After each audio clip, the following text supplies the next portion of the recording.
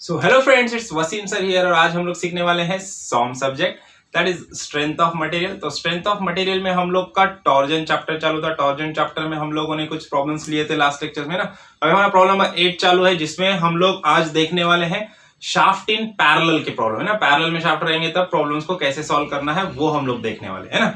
तो बिना देरी किए प्रॉब्लम पे जाते, प्रॉब्लम का स्टेटमेंट पढ़ लेता हूं मैं पहले। देखो प्रॉब्लम का स्टेटमेंट क्या बोल रहा है। Composite shaft consisting of a solid brass rod है ना। एक सॉलिड ब्रास रॉड है 32 mm डायमीटर है ना। तो 32 mm डायमीटर का एक ब्रास रॉड है ना। तो DB लिख देंगे हम लोग। Brass diameter of brass is 32 mm है ना। सॉलिड ब्रास रॉड है। उसके बाद देखो क्या बोल रहा है। Encased in a steel tube 50 mm external diameter and 40 mm internal diameter. ये जो ब्रास रॉड है, सॉलिड रॉड है, वो किसके अंदर है? एक हॉलो स्टील के ट्यूब के अंदर है ना। और जो हॉलो स्टील ट्यूब है उसके जो डायमीटर है, उसका एक्सटर्नल डायमीटर कितना है? उसका diameter, external diameter of steel tube is 50 mm and internal diameter of steel tube is 40 mm. Okay और आगे बढ़ते देखते हैं और क्या क्या दिया है हम लोग को प्रॉब्लम में। is subjected to a torque of 1000 newton metre है ना। ये किसको सब्जेक्ट कर रहा है? टॉर्क को सब्जेक्ट कर रहा है। टॉर्क का वैल्यू कितना है? 1000 न्यूटन मीटर है। लेकिन हम लोग को कैलकुलेशन में टॉर्क न्यूटन mm में चाहिए है ना। तो इसको न्यूटन mm में कन्वर्ट कर लेते हैं हम लोग। तो क्या हो जाएगा? 1000 into 10⁻³ newton mm। Okay, torque आ गया न्यूटन mm। अब देखते हैं आगे क्या बोला है। Assuming that the angle of twist for a given length of the shaft is same, मतलब angle of twist जो होने वाला है दोनों शाफ्ट में, दोनों मटेरियल में, वो कैसा रहने वाला है? वो सेम रहने वाला है। Angle of twist is same for both the shaft. Calculate the maximum shear stress in steel and brass. मतलब मैक्सिमम शेयर स्ट्रेस मतलब टाउ निकालना है हम लोग को। Tau of brass rod and tau in steel rod, ये दोनों निकालना है। और लास्टली हम लोग को दिया गया assume modulus of rigidity of steel is equals to 2 times the modulus of rigidity of brass. Okay, इतना सारा गिवन डाटा हम लोग को दिया है और सब में इंपॉर्टेंट पॉइंट ये दिया है कि theta angle of twist in brass rod and angle of twist in steel rod both are same है ना। इसी का यूज करके प्रॉब्लम को सॉल्व करना है हम लोग को। देखो तो कैसे सॉल्व करना है। सब में फर्स्ट हम लोग क्या करेंगे, गिवन डाटा लिख दिया हम लोगों ने। अब ये थीटा का फॉर्मूला निकालेंगे। हमारे पास है equation T/IP is equals to Gθ/L is equals to τ/r। Okay, अब थीटा का कंसर्न है हमारे पास, टॉर्क हमको पता है। ये वाला इक्वेशन को यूज करो, यहां से थीटा की वैल्यू निकालो। देखो क्या हो जाएगा, इसको भूल जाओ। ओके, अब यहां पे थीटा की वैल्यू निकाल लेंगे हम लोग। तो थीटा के फॉर्म में फॉर्मूले को कन्वर्ट कर देंगे। देखो क्या हो जाएगा, थीटा इज इक्वल टू क्या हो जाएगा, टी एल उधर चला जाएगा, T L divided by I P into G, ये जी नीचे आ जाएगा। ओके, तो ये हो जाएगा थीटा का फॉर्मूला। अगर मैं बोलूं ये this is the theta of brass rod का है, तो यहां पे देखो टी बी ब्रास के लिए हो जाएगा, लेंथ तो दोनों की सेम है। ओके, आईपी ऑफ ब्रास और जी ऑफ ब्रास है ना। ये फॉर्मूला हो जाएगा theta of brass, angle of twist in brass के लिए है ना। अब उसी तरह से angle of twist in steel rod के लिए क्या फॉर्मूला हो जाएगा, T S into L divided by IP of S into G of S. Okay, ये वाला फॉर्मूला हो जाएगा ना, क्योंकि T angle of twist in brass rod और angle of twist in steel rod दोनों के दोनों कैसे सेम है ना। तो इसके लिए दोनों को हम लोग इक्वेट कर सकते हैं। तो हम लोग यहां से ऐसे लिख सकते हैं, TB into L divided by IP of brass rod into G of brass rod is equal to T S into L divided by IP of steel rod into G of steel rod है ना। सब में पहले तो length दोनों की cancel हो जाएगी, लेंथ सेम है, ये कैंसिल हो जाएगा। ओके, अब देखो टीबी और टीएस क्या है हम लोग को पता नहीं। हम लोग को आईपी ऑफ ब्रास और आईपी ऑफ स्टील का फॉर्मूला पता है, और हम लोग को क्या पता है, हम लोग को ये पता है कि जीएस है ना, मतलब modulus of rigidity of steel is equal to 2 times of modulus of rigidity of brass है। तो ये सारे वैल्यू यहाँ पे हम लोग पुट कर देंगे। देखो टीबी डिवाइड बाय, देखो आईपी ऑफ ब्रास, देखो ब्रास रॉड कैसा है, brass rod is a solid rod है ना। तो सॉलिड रॉड के लिए फॉर्मूला हो जाएगा pi by 32 into d raise to 4। Okay, और ये जीबी को जीबी एज इट इज लिख देते हैं हम लोग, इज इक्वल टू देखो torque in steel divide by IP of steel. अभी देखो स्टील का moment polar moment of inertia निकालेंगे हम लोग। स्टील रॉड कैसा है, हॉलो रॉड है, तो फॉर्मूला क्या है, pi by 32 capital D raise to 4 minus small D raise to 4 है ना। और देखो G of steel is equal to क्या है, 2 टाइम जी ऑफ बी है ना। तो 2 into modulus of rigidity of brass rod लिख देंगे हम लोग यहाँ पे। देखो अब देखो modulus of rigidity of brass rod इधर, और ये कैंसिल हो जाएगा, यहाँ पे 2 आ जाएगा, यहाँ पे कुछ आएगा नहीं। ओके, अब इसी को हम लोग कंटिन्यू करते, देखो TB divided by pi by 32, यहाँ पे वैल्यूज पुट कर देंगे हम लोग अभी।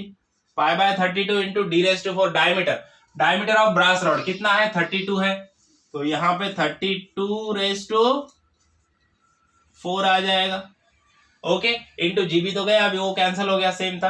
इसके बाद इधर क्या आएगा, T S torque in steel divided by, यहाँ पे क्या क्या आ जाएगा, पाई बाय 32 और ये 2 है ना।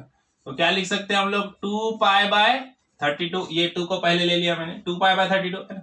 ब्रैकेट में क्या आ जाएगा, कैपिटल डी कितना है 50 है और स्मॉल डी 40 है ना। तो 50 raise to 4 minus 40 raise to 4।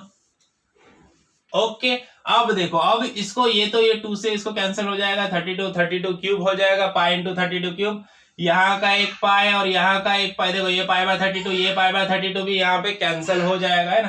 तो ये सारा कैलकुलेशन करने के बाद यहाँ पे हम लोग को टॉर्क इन ब्रास रॉड और टॉर्क इन स्टील रॉड में एक रिलेशन मिल जाएगा। In steel rod is equal to 7 times the torque in brass rod है ना।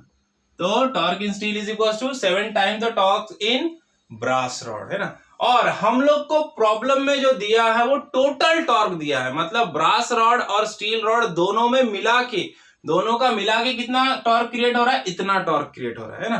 तो ये जो टोटल टॉर्क है, यहाँ पे हम लोग बोल सकते हैं कि T total torque is equal to क्या हो जाएगा, T S plus T B, मतलब torque produce in steel rod plus torque produce in brass rod है ना। तो यहाँ पे देखो torque produce in steel rod, देखो टोटल टॉर्क कितना है 1000 इंटू 10⁻³ है।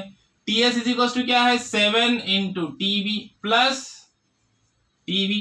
तो देखो अब 7 प्लस ये कुछ नहीं, मतलब यहाँ पे क्या रहेगा 1 रहेगा, तो 7 प्लस 1 कितना होगा 8 है ना।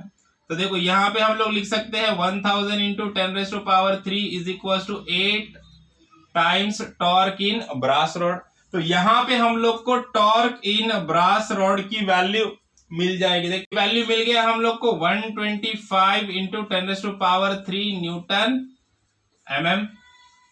ओके, अब ये वैल्यू मिलने के बाद क्या करना है, ये वैल्यू मिल गया है तो अभी टॉर्क इन स्टील रॉड निकाल लो। देखो तो टॉर्क इन स्टील रॉड कितना है, is equal to 7 times torque in brass rod, that is equal to 7 into 125 into 10⁻³ है ना।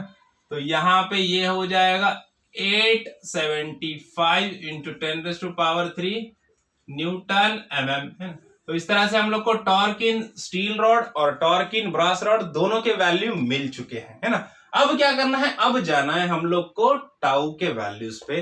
टाउ के वैल्यू निकालने के लिए क्या करेंगे हम लोग, वापस से वही T by I P is equal to G theta by L is equal to tau by R. अब इसको यूज नहीं करेंगे, इसको छोड़ देंगे। अब T by I P is equal to tau by R, ये रिलेशन हम लोग यूज करेंगे क्योंकि टाउ के वैल्यू हम लोग को निकालना है separately for brass rod and for steel rod. Okay, तो अब यहाँ पे दोनों का रिलेशन यूज करेंगे हम लोग। यहाँ पे तो देखो क्या हो सकता है, T by I P is equal to tau by are.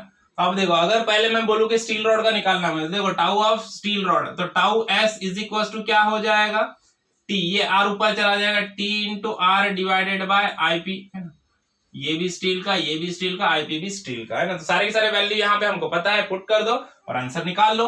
तो चलो tau of steel sorry torque of steel कितना आया हमारा 875 इंटू 10⁻³ इंटू आर एस मतलब रेडियस ऑफ स्टील क्या रहता है, कैपिटल ds/2 मतलब 50/2 है ना। तो ये आ गया 50/2 डिवाइड बाय आईपीएस है ना।